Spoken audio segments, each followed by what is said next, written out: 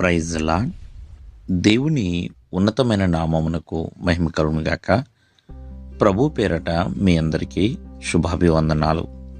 ఈ ఉదయకాలము దేవుని వాక్యాన్ని విందాం. యాకోబు రాసిన పత్రిక 2వ అధ్యాయము 13వ వచనము. కనికరము చూపనివాడు కనికరము లేని తీర్పు పొందును, కనికరము తీర్పును మించి అతిశయపడును. ప్రియులారా, కనికరము చూపించుట.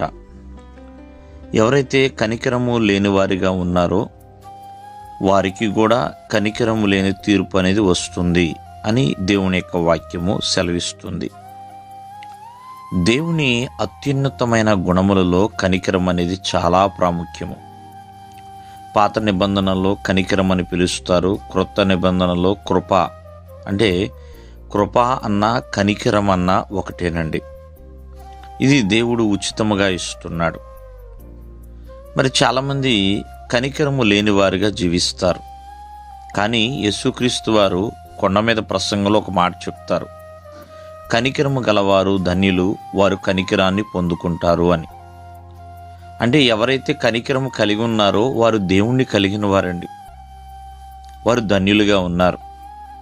ఉదాహరణగా చెప్పాలి అంటే, ఆనాడు భక్తుడైన యోసేపు తన అన్నదమ్ముల పట్ల కనికరము కలిగిన వాడండి, కనికరము కలిగిన వాడిగా ఉన్నాడు. అన్నదమ్ములు తనకి ఎంత అన్యాయం చేసినా, మోసం చేసినా, తన కుటుంబానికి దూరం చేసినా, ఎంత కీడు తలపెట్టినా, కానీ అన్నదమ్ముల పట్ల తను పగ తీర్చుకోలేదు, కనికరాన్నే చూపించాడు. ఇంకో విషయం చెప్పాలంటే ఇక్కడ రాయబడుతుంది, కనికరము చూపనివాడు కనికరము లేని తీర్పు పొందుతాడు అని. ఆనాడు కయ్యూను తమ్ముడైన హేబేలు పట్ల కనికరము చూపించలేదండి. ఇతను నా తమ్ముడు కదా, నా తోడబుట్టినవాడు, నా రక్తం పంచుకున్నవాడు అని ఏమాత్రము ప్రేమ, ఆప్యాయత, దయ, జాలి, కనికరం లేకుండా తన తమ్ముడిని చంపేస్తాడండి. అందుకనే కనికరం లేని తీర్పే పొందుకున్నాడు, కనికరం లేని తీర్పే తను పొందుకున్నాడు. కావున ఈ ఉదయకాలం ముందు ఆలోచించండి. మరి దేవుడు కరుణామయుడండి. ఆయన నమ్మిన వారు మనము కూడా కరుణ కలిగిన వారిగా ఉండాలి.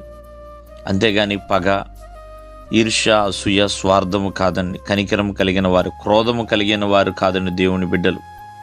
కనికర సంపన్నుడు ఆయన, కృపా కనికర వాత్సల్యపూర్ణుడు ఆ దేవాది దేవుడు. కావున కనికరము చూపించేవారిగా ఉండాలి. ఒకవేళ కనికరము చూపకపోతే ఆ దేవుని కనికరాన్ని ఎలా పొందుకుంటాం? ప్రతి ఒక్కరూ ఆలోచించండి. మరి ప్రతి ఒక్కరి పట్ల దేవుడు కనికరమును చూపిస్తూనే ఉన్నాడు.